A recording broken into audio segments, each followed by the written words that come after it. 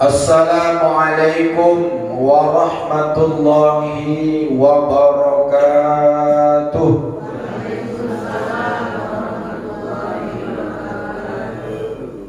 A'udzu billahi minasy syaithanir rajim. Bismillahirrahmanirrahim.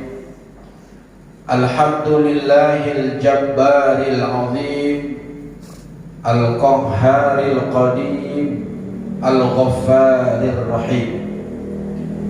Asyhadu an la ilaha illallah wahdahu la syarika lah, al-fattahul alim.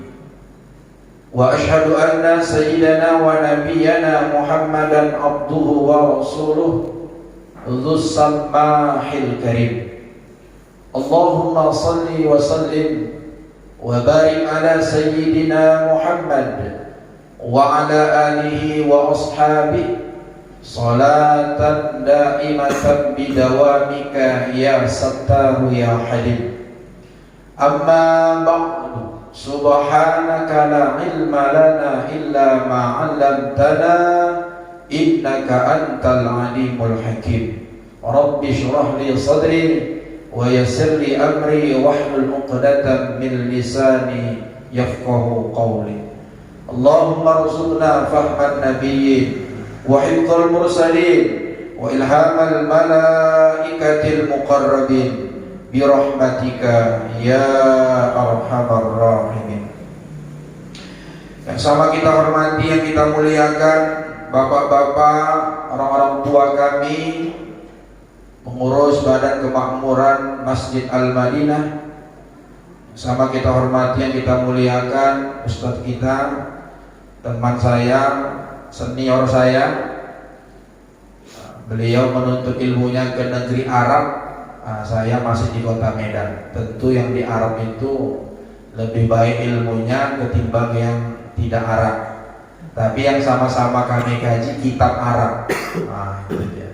Jadi salam takzim saya. Agak segan juga saya kalau ada Ustaz Sugianto sebelah kanan. Takut salah-salah ngomong nanti kena Bu. Yang sama kita hormati, yang kita muliakan para jamaah sekalian, bapak-bapak, ibu-ibu, ada dua anak-anak kami ini, insya Allah nanti kan pelanjut Ustaz. Amin ya robbal. Tapi lain kali yang pakai baju kaos, minta beli baju koko, pilih ke Robbani yang cantik beli. Pakai peci, pecinya paling tidak peci kayak saya nih lah, biar gak ganteng sedikit enak. Banyaknya duit ayah dulu, kita beli baju yang bagus. Bapak-bapak, ibu-ibu, jamaah yang dimuliakan Allah Subhanahu wa Ta'ala, kembali kita bersyukur kepada Allah dengan memperbanyak ucapan syukur. Alhamdulillahi Rabbil Alamin. Salawat beserta salam mari sama-sama kita perbanyak, kita sampaikan kepada junjungan kita Nabi besar Muhammad Sallallahu Alaihi Wasallam, yang pada bulan ini, bulan Rabiul Awal, kita memperingati dan merayakan hari kelahiran beliau sebagai rahmat yang diberikan Allah Subhanahu wa Ta'ala kepada seluruh alam, bukan saja kepada umat Islam, tapi kepada seluruh manusia, bahkan seluruh makhluk yang ada di muka bumi Allah Subhanahu wa Ta'ala ini. Oleh karena itu, perbanyaklah ucapan sholawat, apalagi kita yang sudah dekat-dekat ke liang kubur. Ustaz, yang dekat-dekat ke liang kubur itu siapa? Kita semua ini dekat liang kubur nih Bu. Gak ada ukurannya, yang tua dulu baru mati, yang muda belakangan, ustaz belakangan, jamaah keluar. Gak ada jaminan. Tengok barusan terjadi, artis muda belia meninggal dunia. Meninggalnya pun tragis. Siapa Bu? Oh, tahu kali, Vanessa Angel. Nanti kalau aku tanya kajian tauhid ini jangan sampai tak tahu. Kadang-kadang itulah Pak ya kan. Kalau yang update masalah itu tahu kali, ibu-ibu duluan. Bapak-bapak tadi gak ada yang jawab. Merasa malu-malu juga ya kan. Mau dibilang nanti salah, gak dibilang juga salah. Nah itu dah. Saya suka ngambil berita tuh supaya ada bahan ceramah. Kita ambil iktibarnya apa? Yang muda bisa duluan, yang tua bisa belakangan. Yang tua bisa duluan, yang muda bisa belakangan. Gak ada jaminan. Udah dekat-dekat kita ke liang kubur nih. Nah, kalau nanti udah dekat-dekat ke liang kubur, ada yang mati, alat-alat kapannya beli sama kami. Promosi sedikit. Namanya persiapan fardu kifayah al khairat. Itu dari tua baru buka kita, Bu. Beli nanti ya, Bu. Dari sekarang bisa Bu beli, Ustaz. Beli sekarang sebelum harga naik. Nanti harga naik, Maya siap-siap kan di tempat tidur kita. Nengok ke kanan, mak kain kapan. Nengok ke kiri, mak ada papan. Itu tanda-tandanya mendekat. Biar kita hidup ini ingat sama Allah terus. Masuk ke tempat tidur, nengok laki, nengok suami, nengok istri. Di sampingnya ada al-khairat, mak mau mati. Taruhkan di tempat tidur itu, Bu. Promosi sedikit. Mana tahu ada. Baik bapak-bapak, ibu-ibu, jamaah yang dimuliakan Allah Subhanahu wa taala, kita akan lanjutkan kajian kita pada subuh yang mulia ini, yaitu tentang kajian tauhid. Hari ini kita sudah memasuki pembahasan yang keempat. Baik, sebelum kita mulai, mari sama-sama kita kirimkan Al-Fatihah kepada pengarang kitab tauhid yang akan kita kaji, kepada almarhum As-Sayyid Husain Afandi Al-Jasratobulusi. Al-Fatihah. A'udzu billahi minasy syaithanir rajim. Bismillahirrahmanirrahim.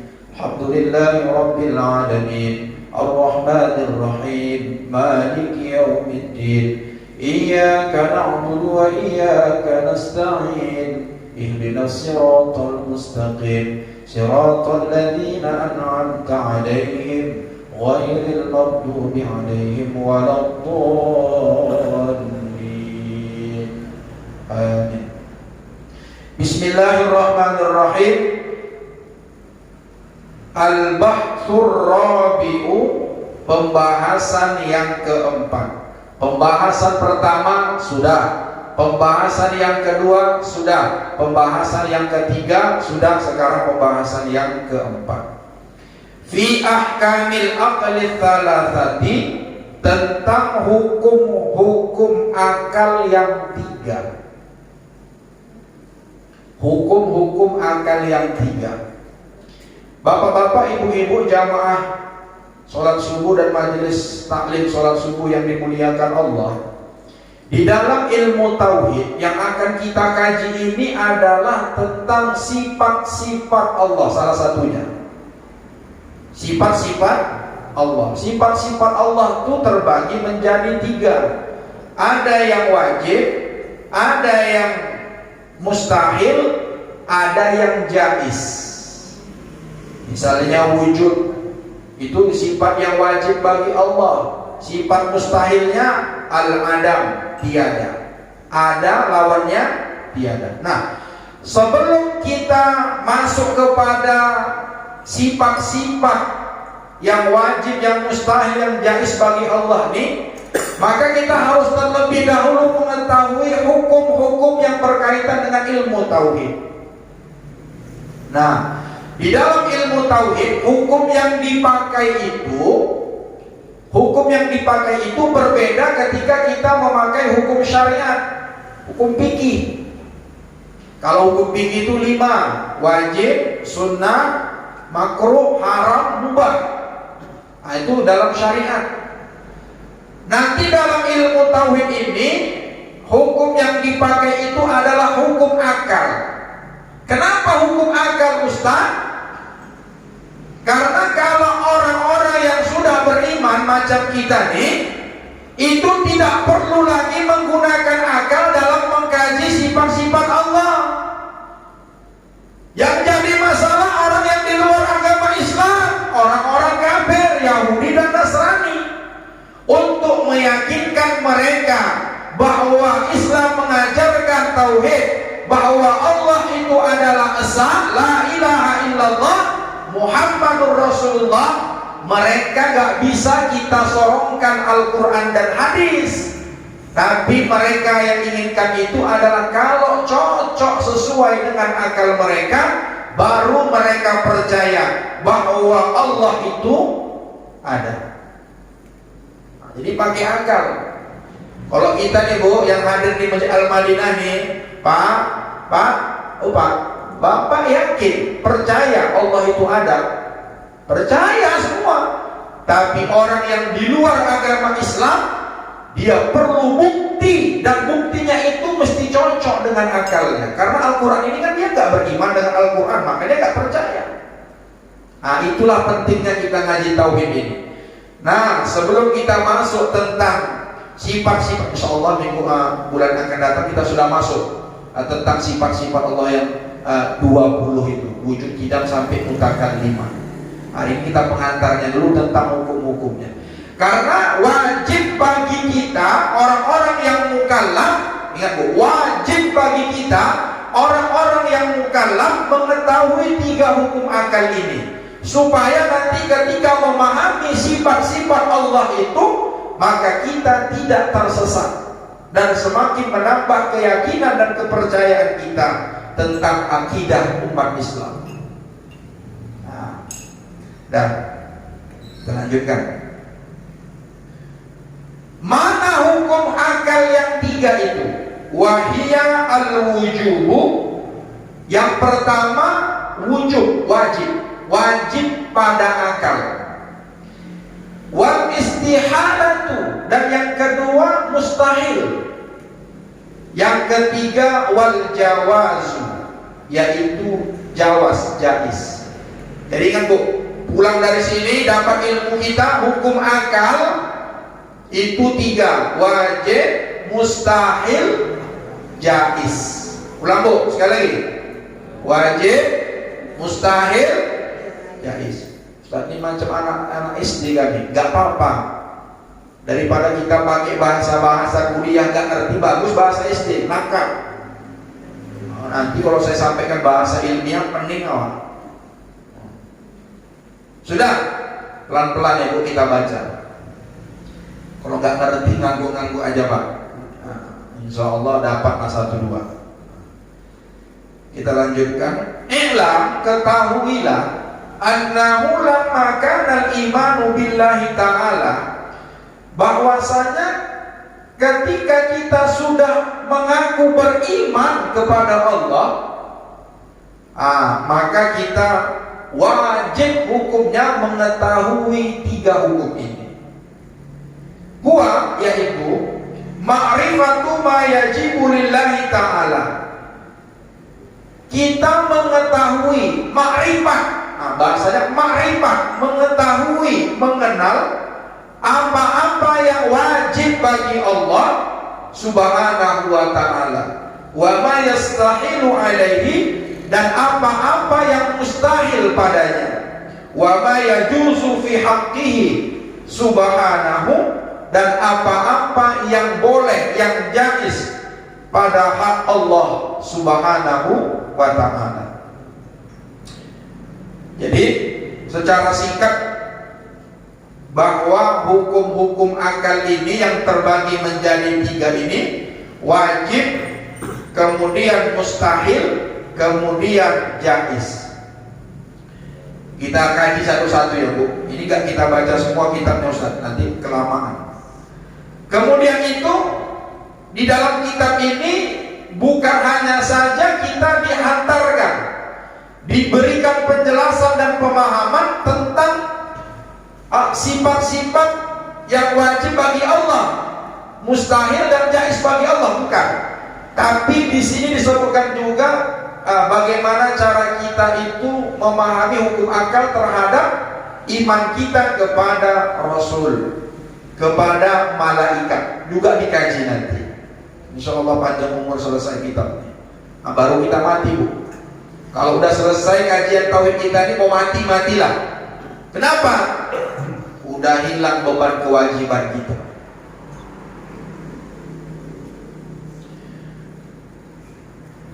Kita masuk definisi wajib akal. Hukum wajib akal.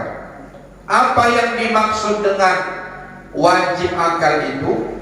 Dalam kitab ini disebutkan Ammal wujubul aqliyu, adapun yang dimaksud dengan wajib akal, fahuwa, yaitu adamu qabulil intifai. Wajib akal itu tidak menerima ketiadaan, tidak patut ada, tidak patut tidak ada, tidak patut tidak ada, tidak layak tidak ada, dan tidak pantas terjadi. Ini disebut dengan hukum akal yang wajib. Dalam kitab lain nanti disebutkan wajib akal itu adalah ma yutasawwaru fil aqli adamu, ay la yusaddiqul aqlu bi adamihi. Agak pelan-pelan sini Bu, ini main akal nih. Pasang sedikit ininya Bu ya. Wajib akal itu adalah tidak menerima ketiadaan, tidak menerima sesuatu yang tidak pantas terjadi. Dalam arti kata, akal tidak menerima, akal tidak bisa menggambarkan sesuatu itu tidak ada dan tidak terjadi. Contoh nih Bu, 1 angka 1 itu adalah bahagiannya separuh. Separuh itu adalah bahagian dari 1. Angka 1 itu separuh dari 2, betul Pak?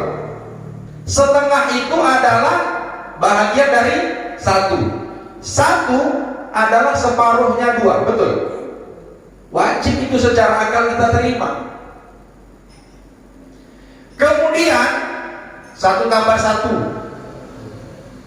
2, pasti 2. Tidak menerima akal kalau 1 tambah 1 itu 11. Gak terima akal itu. Inilah disebut dengan wujubul akli, wajib akal. Atau contoh lain, dalam kitab ini disebutkan wa wujudu khaliqil alam, adanya zat yang menciptakan alam ini. Siapa zat yang menciptakan alam ini? Allah Subhanahu wa ta'ala. Nah, di dalam hukum akal yang wajib ini terbagi menjadi 2. Yang pertama, wajib akal secara badahi atau yang disebut wajib akal doruri. Wajib akal doruri ini gak perlu dia dalil, gak perlu dipikir-pikir lagi. 1 tambah 1 2, gak perlu mikir, gak perlu dalil. Tapi coba kalau ditanya 100 kali 3 bagi 7 bagi 4 Bu, bisa? Nah, bisa. Itu namanya yang kedua, wajib akal tapi dia nazori. Nazori itu apa? Perlu diteliti, perlu didatangkan bukti bahwa 10 tambah 3 tambah 2 kali 10. Jadi perlu bukti dia. Itu namanya wajib akal secara nazori. Ingat Bu, ada doruri, ada nazori. Wajib akal secara doruri gak perlu dipikir-pikir, gak perlu bukti. Tapi kalau yang nazori perlu bukti. Adanya Allah Subhanahu wa ta'ala itu perlu bukti. Nah, ini yang akan kita kaji. Udah paham Pak sampai sini Pak? Hukum wajib akal.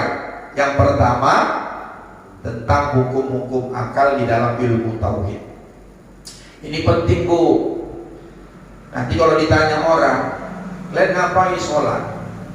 Sholat gak ada yang kalian sembah. Ada orang bilang gitu? Ada. Capek kalian mungging sujud, entah apa yang kalian sembah. Siapa yang kalian sembah? Allah. Mana Allah tuh? Kalau tuh dibilang dia mana Allah tuh, apa tak bingung apa? Ntar lah ya, udah dulu Ustaz Mahmud ya, akan payah. Allah itu ada. Mana buktinya? Kalau yang ngomong sama kita tuh orang kafir, jangan pakai Al-Quran. Jangan ibu bilang Qul huwallahu ahad. Gak ngerti dia, gak maksud. Bilang sama dia, Allah itu ada. Buktinya adalah kaulah, aku kau, itu buktinya Allah ada. Loh kok bisa gitu? Karena yang menciptakan aku ini Allah. Aku ini menciptakan kau Allah Tuhan. Kau siapa yang menciptakan kau? Iya juga ya katanya. Emak ayah pula bukan. Emak ayah itu bukan yang menciptakan kita. Kalau emak ayah kita yang menciptakan kita, yang menciptakan ayah emak kita siapa? Ayah emak dia lah, kakek kita. Terus kakeknya siapa yang menciptakan? Terus. Namanya tasalsul dalam istilah tauhid. Gak mungkin itu. Allah itu tak ada sifat tasalsul. Allah itu wujudnya kidam, bako. Kidam itu tak ada permulaan dan tak ada akhirnya. Manusia ini gak bisa. Kenapa? Ada permulaan, ada akhir. Nah, udah mulai masuk kaji Pak. Tapi jangan dulu. Bulan depan ini tentang hukum-hukum dulu. Agak pening oyong murah sama Ustaz. Subuh-subuh udah dimasukkan pula gini. Makanya subuh-subuh ngaji tauhid itu pas. Nah, tunduk-tunduk Bu. Kalau tunduk-tunduk, astagfirullahaladzim. Dan kita ulang Bu. Gak apa-apa, macam mana istri pun jadi. Bu, yang wajib akal tadi apa Bu? Akal tidak bisa menerima kalau dia tiada. Terbagi dua. Ada wajib akal doruri yang gak perlu dipikir-pikir, gak perlu ditunjukkan dalil. Dan yang kedua, wujud wajib secara nadhari. Nah, maunya kalau ngaji-ngaji ini bisa ada papan tulis biar tahu sedikit. Nah, nantilah kalau udah apa bisa juga Ustaz. Karena udah kajian rutin kan. Oke, papan tulis itu kadang-kadang agak lebih paham dia. Gak payah. Nah. Kemudian yang kedua, mustahil. Apa itu mustahil pada akal? Kebalikan dari wajib.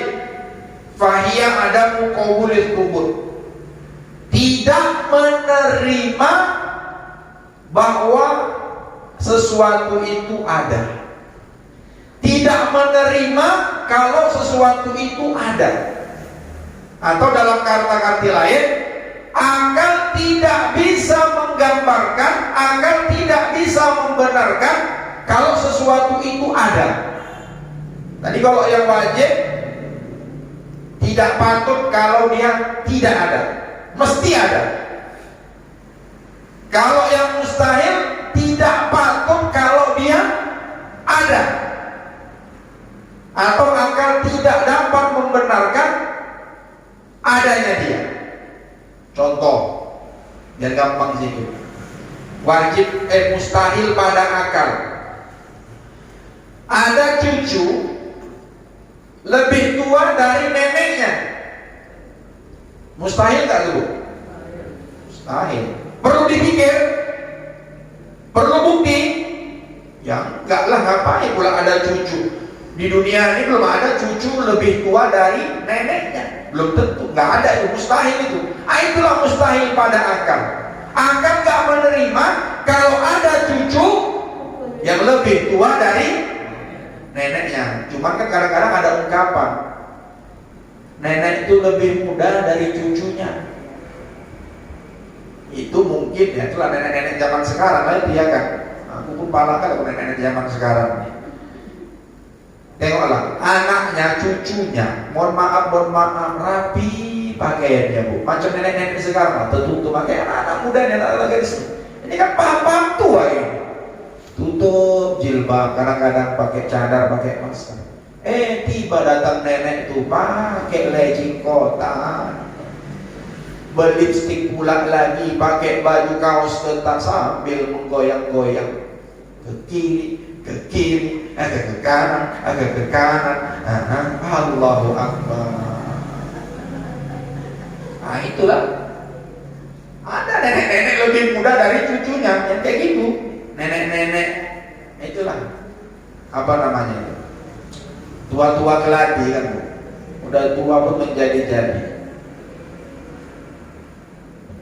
Aduh, mau sebilang bisa. Nah, balik kita ke kajian. Jadi mustahil pada akal itu, akal tidak dapat membenarkan, menerima bahwa sesuatu itu ada. Ya, kalau kita kaji ke sifat-sifat Allah itu, mustahil Allah punya anak. Kan akal tidak bisa menerima tuh, Bu. Kalau Allah punya anak, betul? Nah, itulah mustahil pada akal. Nah, mustahil pada akal ini sama seperti wajib akal, yaitu dua juga. Ada mustahil secara doruri atau badihi, kemudian mustahil secara nazori, perlu dalil dan tidak perlu dalil.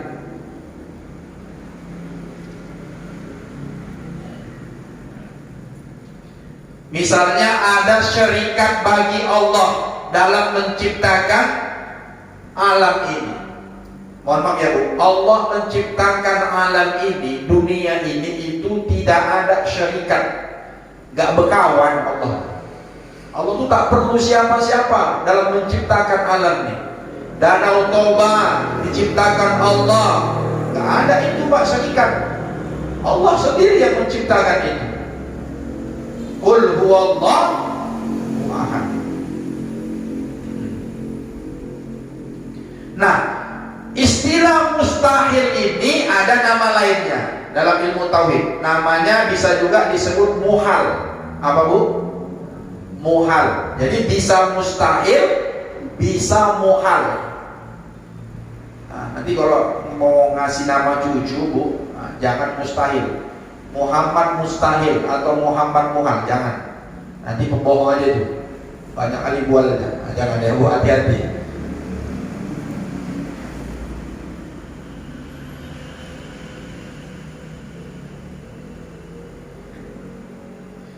Sudah paham ya, Bu? Mustahil itu sesuatu yang akal itu tidak dapat menerima adanya.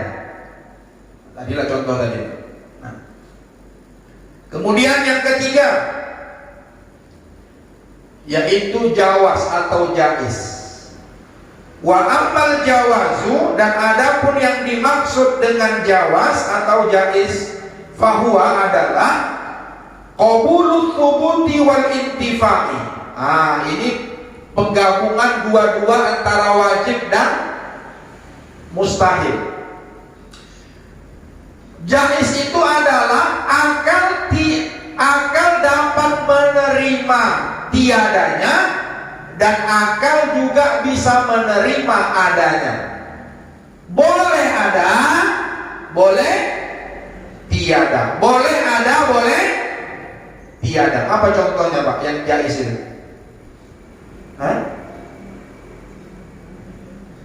Misalnya anak gajah beranak 7. Anak gajah beranak 7. Apakah bisa anak gajah beranak 7? Bisa. Bisakah anak gajah itu tidak beranak 7? Bisa.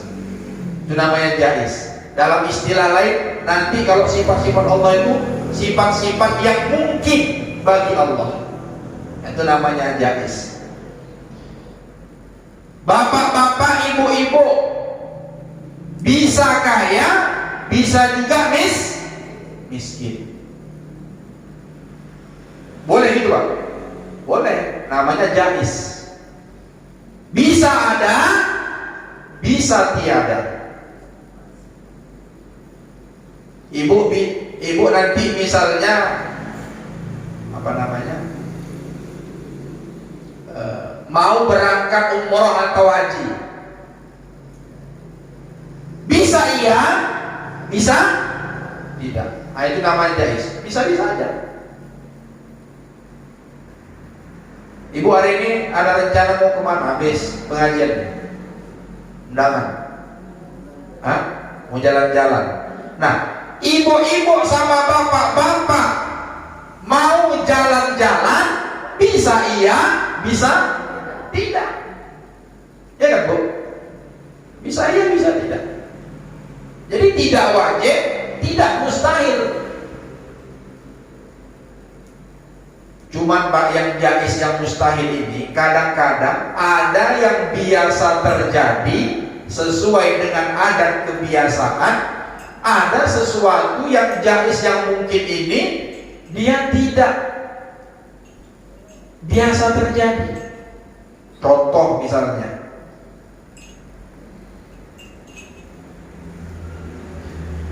ada batu berubah menjadi emas. Bisa nggak tuh? Bisa? Bisa, tapi jarang.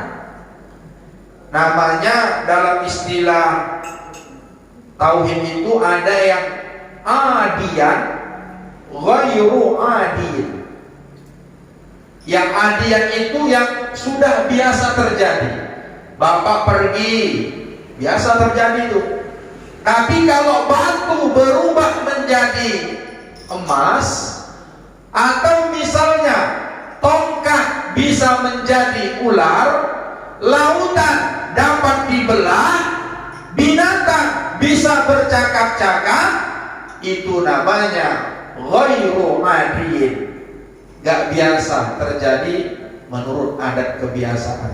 Tapi itu hukumnya jais, bisa jadi, bisa tidak.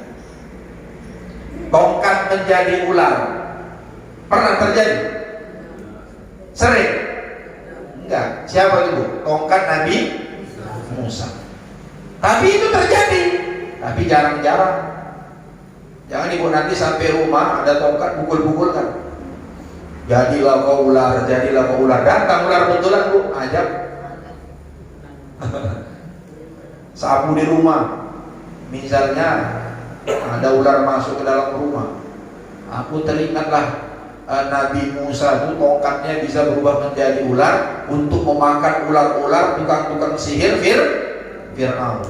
Datang ular masuk ke dalam rumah, ambil sapu, tokok-tokok kan. Ya Allah, jadikan tongkat ini jadi ular ya Allah. Ajab lah ibu ya kan. Jadi biasanya hal-hal yang jarang terjadi, yang kadang-kadang keluar dari adat kebiasaan itu, terjadinya itu kepada hamba-hamba Allah yang terpilih, seperti Nabi dan Rasul, seperti para ulama-ulama yang mendapatkan karomah. Misalnya sunan-sunan itu Bu, sunan apa tuh yang bisa berjalan di atas air? Sunan apa Pak? Itu secara akal wajib, mustahil, apa jais? Jais. Bisa iya, bisa tidak. Sudah terjadi, sudah, tapi jarang. Nah, jadi nanti sifat-sifat Allah yang 20 sebetulnya Pak, ngaji tauhid ini bukan ya memang sifat 20, tapi sebetulnya kalau kita mengkaji akidah ahli sunnah wal jamaah itu lebih dikenal dengan sifat 50. Sifat 50 Bu, loh kok 50 Ustaz? Dengar. Kenapa disebut dengan akidah 50 ahli sunnah wal jamaah? Sifat bagi Allah itu ada berapa Bu? Hukum akal tadi ada berapa? 3 ya, wajib, mustahil, jais. Yang wajib bagi Allah itu berjumlah 20 sifat, ditambah yang mustahil 20. Karena setiap yang wajib pasti ada yang mustahil. Ini gak bisa dipisahkan ini. Berapa Bu? 20 tambah 20 40. Tambah 1 sifat yang jais, berapa? 41. Di awal tadi saya sudah menyebutkan kajian tauhid ini, hukum akal ini bukan kepada Allah saja, tapi kepada Rasul. Rasul itu mempunyai sifat wajibnya 4. 41 tambah 4 berapa Bu? 45. tambah yang mustahil bagi Rasul itu 4, jadi 49, tambah 1 sifat yang jais bagi Rasul, jadi 50 sifat. Itulah yang akan insya Allah kita kaji selama kita mengaji di Masjid Al-Madinah ini bersama saya. Kalau nggak ganti BKM, kalau ganti BKM pasti aku diganti, apalagi ada Ustaz Sugianto di sini. Ya. Itulah. Ibu-ibu bisa demon, jangan ganti, jangan ganti, jangan ganti, jangan turunkan dia. Baik bapak-bapak, ibu-ibu jamaah yang dimuliakan Allah Subhanahu wa taala. Inilah sebagai pengantar kita dalam mengkaji ilmu tauhid tentang hukum-hukum akal yang akan kita sampaikan nanti berkaitan dengan ilmu tauhid tentang sifat-sifat bagi Allah, sifat-sifat bagi Rasulullah sallallahu alaihi wasallam. Sebagai penutup, semua sifat-sifat yang akan kita kaji ini, 50 sifat itu semuanya kata para ulama tauhid ada dalam kalimat la ilaha illallah Muhammadur Rasulullah. Ini kalimat apa Bu kita sebutkan? Kalimat tauhid. La ilaha illallah, tiada Tuhan selain Allah. Lihat, di situ disebutkan Allah. Berarti ada 41 sifat bagi Allah. Muhammadur Rasulullah, Muhammad itu adalah Rasulullah. Ada 9 sifat yang terdapat pada diri baginda Rasulullah sallallahu alaihi wasallam. Tapi bapak-bapak, ibu-ibu, orang tua kami jamaah, bukan berarti sifat Allah itu terbatas hanya kepada 20 sifat. Itu nanti akan kita kaji. Sifat Allah itu tidak terbatas. Tapi menurut ilmu tauhid, ulama-ulama tauhid, bahwa sifat 20 ini sudah mewakili semua sifat-sifat Allah Subhanahu wa taala, termasuk Asmaul Husna yang 99. Wallahu a'lam bishawab. Jadi kalau ada pertanyaan seputar kajian tauhid bisa ditanyakan, dan di luar itu juga bisa ditanyakan, bisa kita jawab sekarang. Gak bisa kita jawab, kita bawa oleh-oleh ke rumah. Insya Allah pertemuan yang akan datang akan kita jawab bersama-sama.